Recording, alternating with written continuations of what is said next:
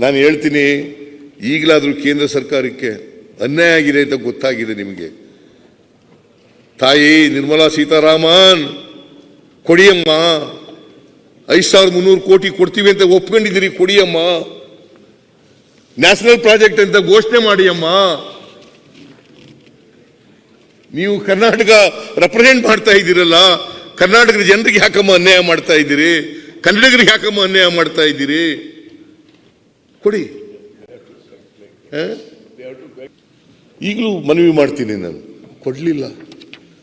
ನಾನು ಹೇಳ್ತೀನಿ, ಈಗಲಾದರೂ ಕೇಂದ್ರ ಸರ್ಕಾರಕ್ಕೆ ಅನ್ಯಾಯ ಆಗಿದೆ ಅಂತ ಗೊತ್ತಾಗಿದೆ ನಿಮಗೆ.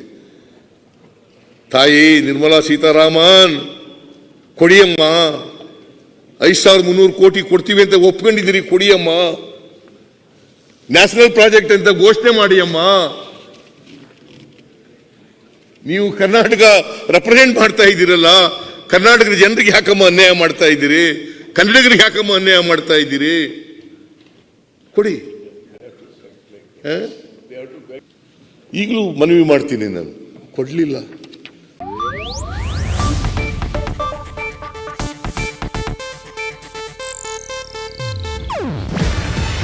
ಇದು ಏಷ್ಯಾನೆಟ್ ನ್ಯೂಸ್ ನೆಟ್ವರ್ಕ್ ಪ್ರಸ್ತುತಿ.